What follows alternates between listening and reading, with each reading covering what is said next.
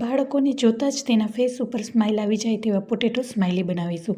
પૂરી રેસીપીની details અહીં title પાસે મેં લિંક મેન્શન કરી છે, તો ત્યાં જઈને તમે વિઝિટ કરી શકો છો.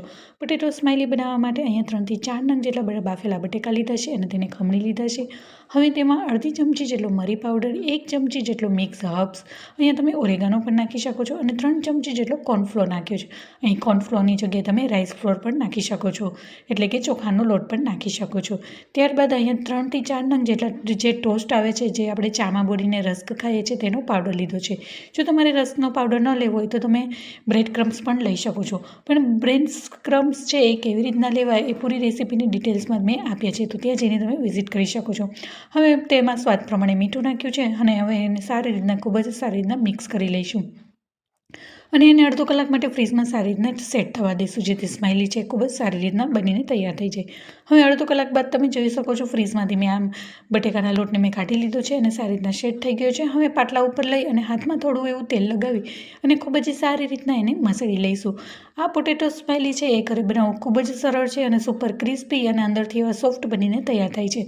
અને બાળકોને તો આ પોટેટો સ્માઇલી બહુ જ ભાવે છે, તેને લંચ બોક્સમાં પણ તમે આપી શકો છો.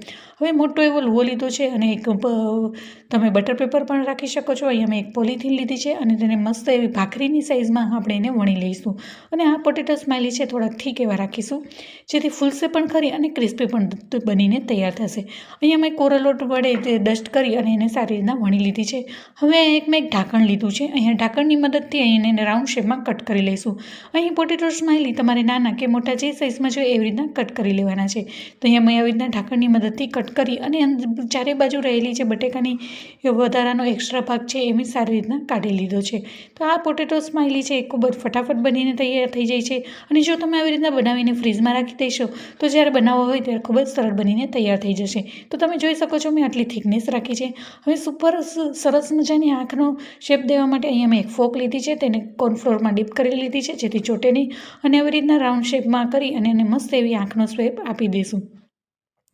ત્યારબાદ એની ક્યુટ સ્માઇલ માટે મેં અહીંયા ચમચીનો મદદ લીધો છે. ચમચીનો આવી રીતના ઊંધીની સાઇઝમાં રાખી અને મસ્ત એવી ક્યુટ સ્માઇલનો શેપ આપી દઈશું.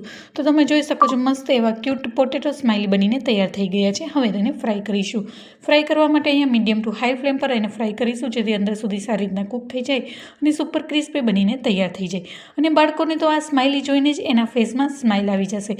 જો તમને મારી આ રેસીપી જરા પણ ગમી હોય તો લાઇક કરી અને સબસ્ક્રાઈબ કરી દેજો. સબસ્ક્રાઈબ કરવું તો બિલકુલ ફ્રી છે. હવે મસ્ત એવો સ્માઇલીનો શેપ મેં આપી દીધો છે. હવે તેને હું ફ્રાય કરી લઈશ.